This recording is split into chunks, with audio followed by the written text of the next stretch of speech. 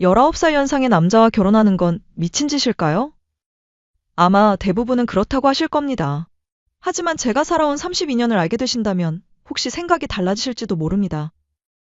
여러분의 집은 어떤 곳인가요? 누군가에게 집은 따뜻한 휴식처겠지만 저에게 집은 거대한 감옥이자 지옥입니다. 오늘 밤도 거실에선 아버지가 데려온 술친구들의 저속한 웃음소리가 들립니다.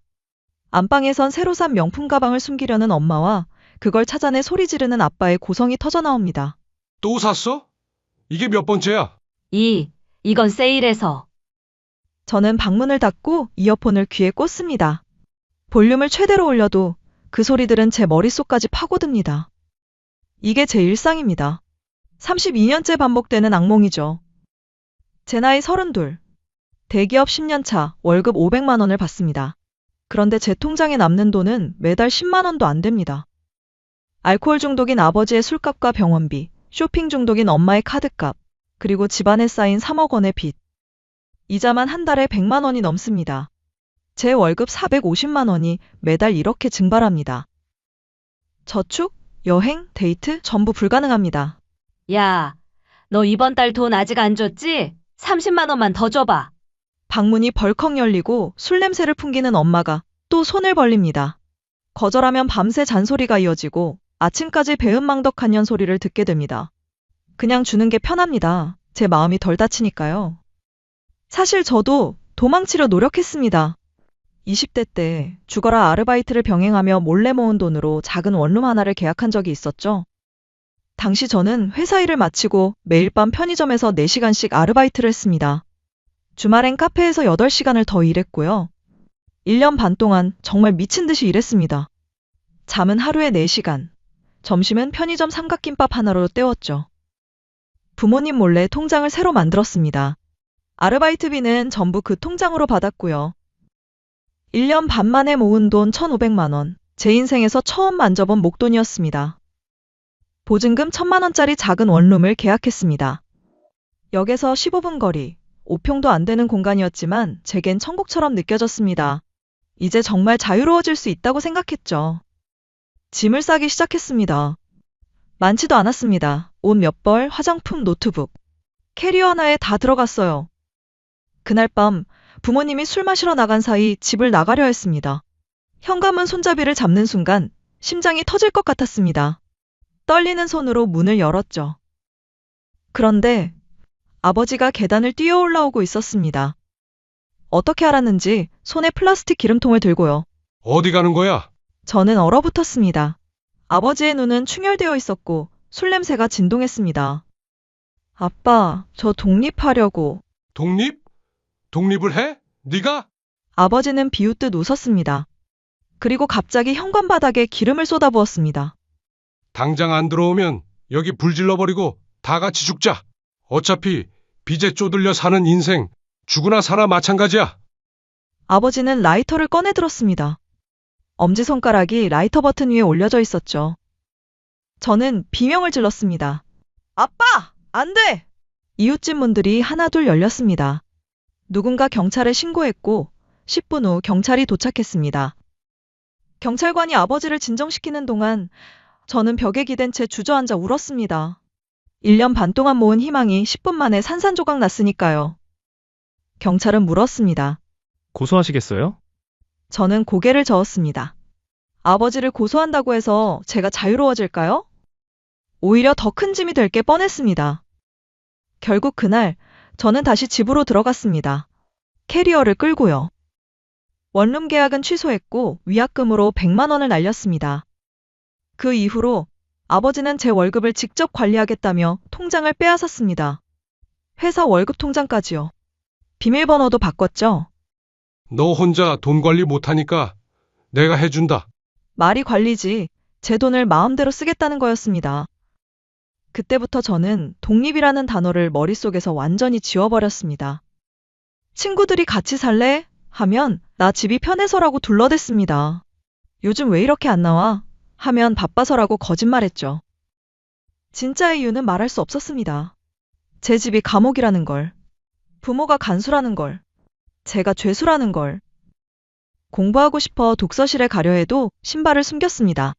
밖에서 누구 만나는 거 아니냐며 의심했죠. 친구 만나러 간다고 하면 돈도 없는 주제에 무슨 만남이냐며 비아냥거렸고요. 20대 내내 저는 집과 회사만 오갔습니다. 연애는 꿈도 못 꿨습니다. 데이트비가 없었으니까요. 남자를 만난다 해도 이 비참한 현실을 어떻게 설명할 수 있겠습니까? 나 32살인데 용돈이 10만 원이야. 부모님이 내 월급 다 가져가거든. 이런 말을 할 수 있는 여자가 어디 있겠습니까? 그렇게 20대가 지나갔습니다. 그리고 30대가 왔습니다.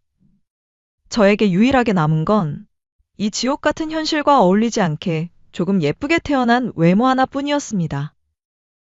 그런 제 삶의 3년 전 한 남자가 나타났습니다. 등산 동호회에서 만난 51살의 남자. 저보다 19살이나 많죠. 처음 만난 날 그분은 마세라티를 몰고 나타났습니다. 깔끔한 정장 차림에 명품 시계를 차고 있었죠. 솔직히 첫인상은 최악이었습니다. 아, 또 저런 아저씨네. 돈 좀 있다고 젊은 여자들한테 작업 거는 흔한 중년 남성. 그렇게 생각했습니다. 혼자 오셨어요? 제 차에 같이 타고 가실래요? 저는 칼같이 거절했습니다. 아니요, 전 대중교통 이용할게요. 그분은 미소를 지으며 물러났습니다. 기분 나쁜 내색 하나 없이요. 등산 중 70대 할머니 한 분이 힘들어 하셨습니다. 그분이 재빨리 다가가 부축했어요. 어머니, 괜찮으세요? 천천히 가세요. 제가 옆에서 같이 갈게요. 자기 배낭에서 물과 초콜릿을 꺼내 건네며 할머니와 함께 천천히 산을 올랐습니다. 그래서 맨 마지막에 도착했죠. 점심시간 그분이 제 옆에 슬쩍 앉았습니다. 하나 드실래요? 제가 직접 쌌어요. 도시락에는 김밥이 가득했습니다. 제 도시락은 편의점 삼각김밥 2개가 전부였죠. 그냥 하나 드세요. 저 혼자 먹기엔 너무 많이 쌌어요. 저는 받아 먹었습니다. 정말 맛있었어요. 요리가 취미예요. 혼자 사니까 심심하지 않게. 그날 이후로도 그분은 꾸준히 동호회에 나왔습니다. 매번 저에게 말을 걸었지만 다른 중년 남자들처럼 끈적하게 굴지 않았어요. 제가 싫다고 하면 바로 물러났고 몇 살이세요? 무슨 일 하세요? 같은 불편한 질문도 하지 않았습니다. 6개월쯤 지났을 때 제가 회사에서 엄청난 스트레스를 받은 날이었습니다. 동호회 모임에 나갔는데 산을 오르다 갑자기 눈물이 났어요. 저는 사람들 몰래 길 한쪽에 앉아서 울었습니다. 그때 누군가 제 옆에 앉았습니다. 그분이었어요. 아무 말도 하지 않고 조용히 옆에 앉아서 물 한 병을 제 옆에 놓았죠. 한참을 울고 나서 제가 물었습니다. 왜 아무것도 안 물어보세요? 물어봐도 될까요? 아니요. 그럼 안 물어볼게요. 대신 옆에 있어 줄게요. 그날 그분은 제가 진정될 때까지 1시간 넘게 옆에 앉아 있었습니다. 그게 제가 그분에게 마음의 문을 조금 연 순간이었습니다. 그 이후로 우리는 자주 만났습니다. 대화를 나누다 알게 됐죠. 제조업 쪽 회사를 운영하는데 잘 된다는 것. 부모님은 일찍 돌아가셨고 형제 자매도 없다는 것. 1년쯤 지났을 때 그분이 조심스럽게 물었습니다. 혹시 저랑 연애 생각 없으세요? 나이 차이가 너무 많이 나잖아요. 19살이나. 알아요. 근데 당신이 좋은데 어떡해요. 시간 드릴게요. 천천히 생각해 보세요. 저는 거절하지 못했습니다. 이 사람이 제게 얼마나 큰 위로였는지 알았으니까요. 그렇게 우리는 연인이 됐습니다. 물론 제 집안의 처참한 상황은 아직 말하지 못했습니다. 그분은 3년 동안 변함없이 저를 챙겼습니다. 제가 힘들어 보이면 조용히 나타나 맛있는 밥을 사줬고 제 이야기를 끝까지 들어줬습니다. 그리고 한 달 전, 그분이 서류 한 뭉치를 제 앞에 내밀었습니다. 혼인 관계 증명서예요. 제가 정말 싱글이라는 거 증명하고 싶어서요. 서류를 펼쳐보니 혼인관계 없음이라고 적혀 있었습니다. 나랑 결혼해 줄래요? 심장이 멎는 줄 알았습니다. 나 좋아하지 않아도 돼요. 사랑 없는 결혼이어도 괜찮아요. 시댁 눈치 볼 것도 없고 형제도 없으니까 가족 간섭도 전혀 없어요. 내 여자가 되면 평생 일 안 해도 돼요. 당신 월급은 당신 거 100% 다 쓰는 거고요. 그냥 나랑 같이 맛있는 거 먹고 여행 다니면서 즐겁게 살면 안 될까요? 나 외롭거든요. 당신도 힘들어 보이고 우리 서로 기대면 안 될까요? 솔직히 흔들립니다. 아니, 미친 듯이 잡고 싶습니다. 이 남자의 손을. 이 손을 잡으면 매일 밤 들리는 술주정과 빚쟁이들의 독촉 전화로부터 영원히 해방될 수 있을 것 같으니까요. 결혼이라는 정당한 이유가 생기면 부모님도 저를 강제로 붙잡아둘 명분이 사라지겠죠.